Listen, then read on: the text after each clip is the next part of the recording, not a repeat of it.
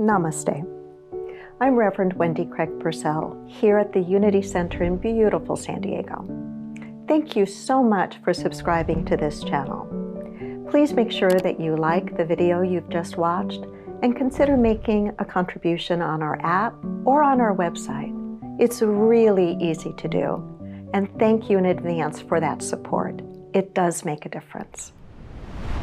So I was listening to that song both just now and in rehearsal. I was thinking, in a way, that's kind of a description of a fully functioning, healthy spiritual community, in that we support one another. We believe in the potential in one another. We're the ones that would say, I believe you can do it. I believe that you have power and potential within you. And then spiritual community is all about, and you don't have to do it alone. You don't have to do it alone. How many of you have ever attempted to do something significant in your life and found that it was so much easier and so much more enjoyable when there was at least one other person that believed in you, that was cheering you on, and that was kind of walking alongside you, saying, you don't have to do this alone. Nod your head if you know what I'm talking about, right? Very powerful, very, very, very important. And I think it speaks to the way we look at who and what we are as human beings in unity. A foundational belief we have in unity is that we are born in original blessing, not in original sin.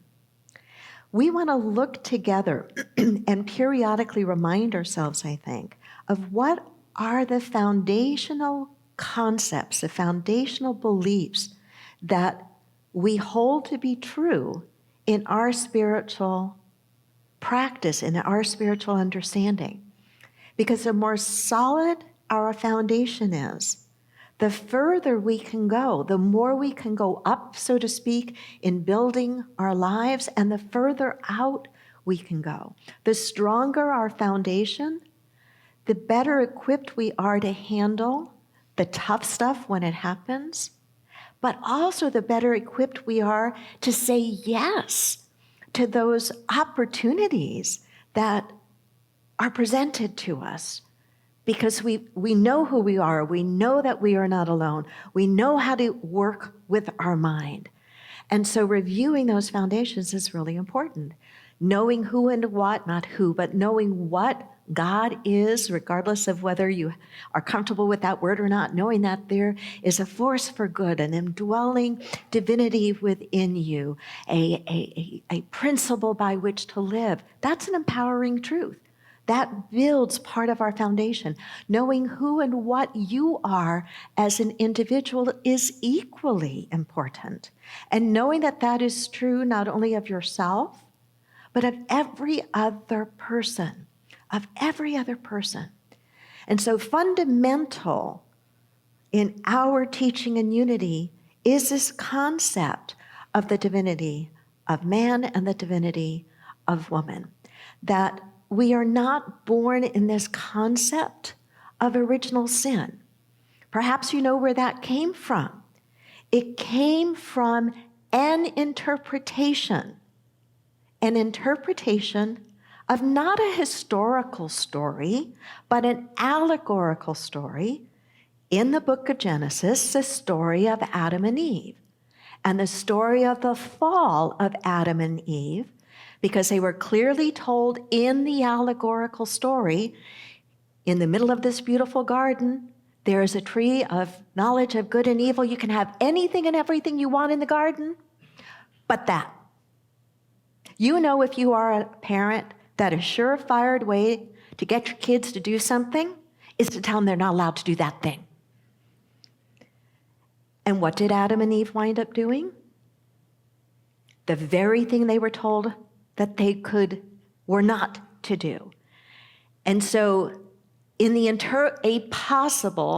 interpretation of that story then was that because they sinned and we are all descendants of them, then we too bear that mark of sin.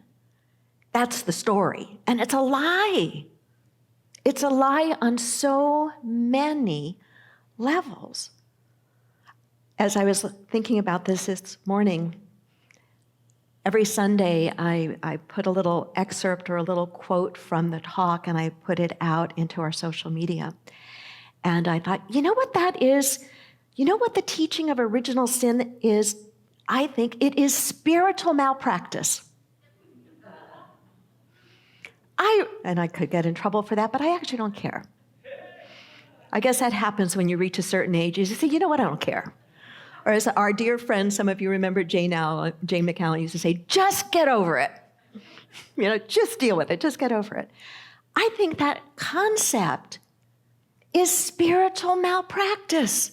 It's highly manipulative. It's very shaming. We don't grow, human beings do not grow well in shame. We grow in honest support. We grow in an environment and in relationships that are uplifting, that are safe, and at the same time are encouraging to us. Encouraging us to stretch beyond our fear, to move through our fears, encouraging us to clean up our messes, but encouraging us and believing in us. And that comes and is rooted in a very different understanding of who and what we are. That we are not born in original sin. We are born in original blessing. Another way of it being said, we were born right the first time. I remember a big eye-opener for me was the first time I heard my minister of many, many years ago give the definition of sin. I still don't like that word. Do you like that word? I don't like that word. But we have to deal with some of the things we don't like. And my minister, Reverend Robert Stevens, long since passed, said sin, the word sin, came from the Greek. It referred to an archery term, and it meant to miss the mark. When I heard that, so much of the baggage that I had around that word disappeared. Not all of it. But a whole lot of it disappeared because I thought, okay, I can relate to that. There have been any number of times in my life that I have set a mark for myself, a goal, something I wanted to accomplish or something that I wanted to learn or a way that I wanted to show up as a better, more loving, more patient, kinder person, and I didn't do too well. And I thought, okay, I can get that. But that's about behavior. That's about an act, right? That's not speaking about who and what we are inherently. We all make mistakes. Am I right with that? We all make mistakes. Some may be bigger, some may be more catastrophic, and some may be more frequently than others. But we all make mistakes. But we are not a mistake. And any person or any teaching that says that we are a mistake is doing great harm, We need to support one another in being the best we can be, in letting our unique expression of the divinity within us shine through. And sometimes it means we have to clean up our act. Sometimes it means that the people in our lives that are sandpaper to our souls are the very people we need to kind of help us deal with those rough edges. But it never means that we are inherently flawed. I want to read a piece to you that I'm confident many of you have heard before. I'm also equally confident that even if you've heard it or read it before, it still speaks to you. I know it still speaks to me. These are words from Marianne Williamson. Our deepest fear is not that we are inadequate. Our deepest fear is that we are powerful beyond measure.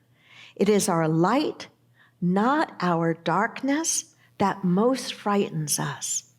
We ask ourselves, who am I to be brilliant, gorgeous, talented, and fabulous? Actually, who are you not to be? You are a child of God. You are a child of God. Your playing small doesn't serve the world. There is nothing enlightened about shrinking so that other people won't feel insecure around you. We were born to make manifest the glory of God that is within us. It's not just in some of us, it's in everyone. And as we let our own light shine, we unconsciously give other people permission to do the same. As we are liberated from our own fear, our presence automatically liberates others. Can you not, at the deepest part of your soul, say amen to that? Do you not find that there are certain phrases in that piece that just really speak to you? And maybe it's different pieces of that speak to you at different times. It's your light, not your darkness, that frightens you. Your shrinking so that others don't feel intimidated is not the way to go. The invitation that when we let ourselves shine, that not only is good for us, but that's an inspiration to others as well. Have you ever been inspired by another person because their light, their energy, their consciousness was so beautiful? Has that happened to you? Do you have people in your life that just the way they live their lives inspire you to want to be a better person? I know I do. They're letting their light shine bright doesn't detract from me. It inspires me.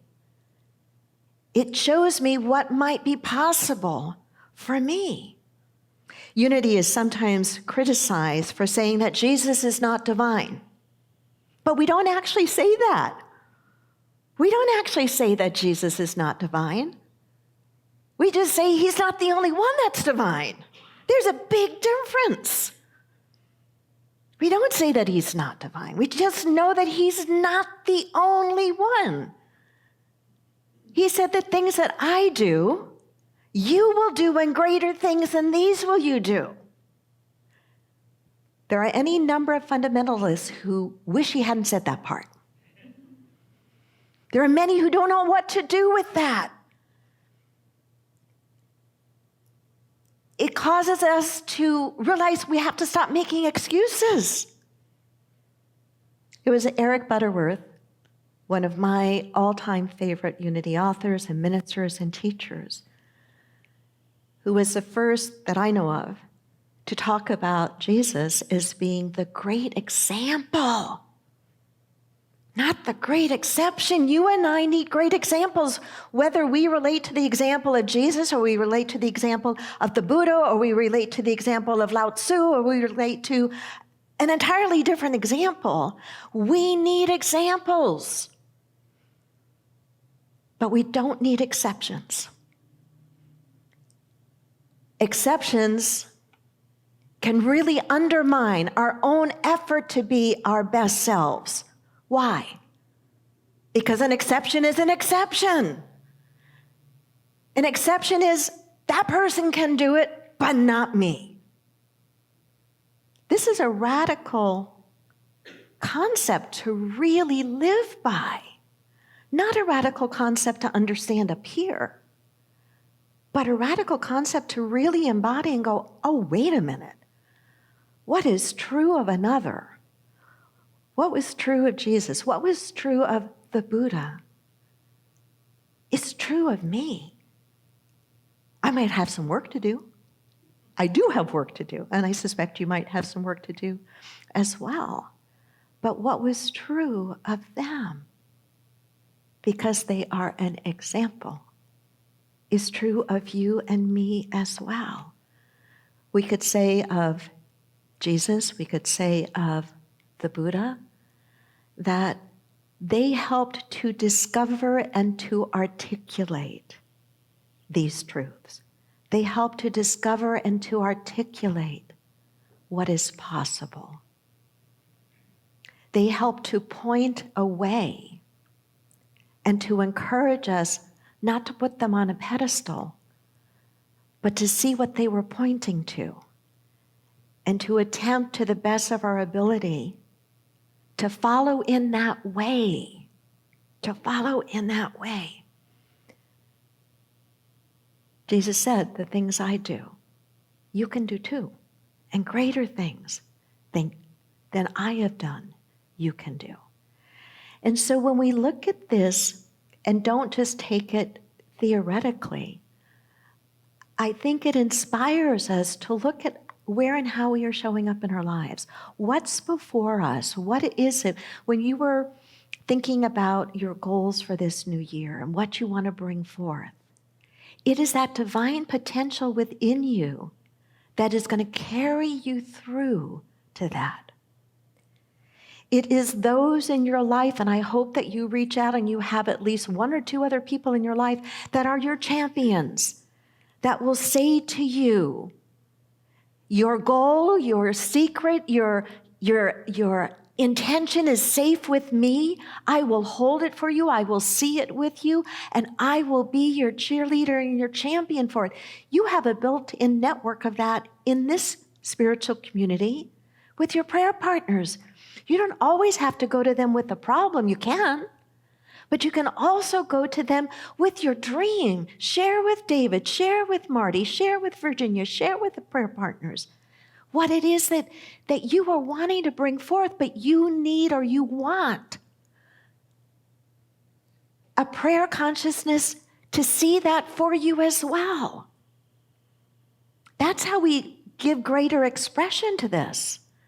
That's how I think it was Carole King, the song that Natalie sang, that's how we realize we don't have to do it alone. We don't have to do it alone. And so I invite you, look at where you are in your life. What is it that you are wanting most to embody? What is it that you are most wanting to accomplish? What has felt impossible to you? And what if you were to allow yourself to challenge that part of you that thinks it's impossible? What if you were to doubt the doubt and not doubt the possibility? How would you show up? What would you say yes to? What would you do? Can you hold that, whatever that is, whatever that intention, whatever that goal is, whatever that dream is, as you think about that, can you look at that and say to yourself or ask of yourself, do you believe that there is at least one person on the planet who could accomplish that? And I bet if you're honest with yourself, you would have to say yes, that you believe there's at least one person on the planet who could accomplish that. Then if you really believe, as I do and as we teach in Unity, that we all have the same indwelling potential within us, then that is also true of you. That there are at least two people on the planet that can do whatever that is, whatever that is. One of the criticisms that Unity and teachings like Unity have sometimes faced is not only that the misunderstanding or the misconception that we say that Jesus was not divine. That's not true. We just say he's not the only one that was. We all are. The other is that some people can take this concept as an excuse not to grow, as an excuse just to say, well, I don't have to do any work, I'm all done. Or as an excuse that, well, where I am in my life right now is absolutely equal to the Buddha or absolutely equal to Jesus. I don't know where you are with that, but I know I'm not there. I know I can stretch into it. I know I can keep growing and evolving. It's kind of like, and I think it was Eric Butterworth who used this example, a $1 bill and a $50 bill. Would you say that they're equal? Come on, it's not a trick question. Which would you honestly rather have, a dollar bill or a $50 bill? Of course we would. Of course we would. And yet, they're printed on the same paper. The difference is in the potential, right? In what has, not in the potential, not in the starting point, but in what has already been expressed. And that's true of us as well. And I think that's why we don't want exceptions, but we do want examples. We want to be able to see people who demonstrate a level of kindness and compassion and forgiveness that we don't yet express, because if we can see that in another, we know that it's possible. And so we want those examples, but we also, I think, need to be humble, and we need to be honest with ourselves about where we are. Does this make sense what I'm saying? And to do it gently, to do it not with spiritual malpractice, to know that we are inherently good, inherently divine, as is every other being on the planet. But we have made mistakes, and there are things that we may need to clean up. There are ways that we may need to stretch and grow, become more loving, become kinder, become less judgmental, all of those things that our spiritual practice allows us to do. And so I think that we have this wonderful divine appointment with life, that our life is set up to help us succeed in doing these things. All we have to do is look and see, where do we feel like we're being rubbed the wrong way? Where do we get upset? Where do we have sandpapery, prickly things in our life?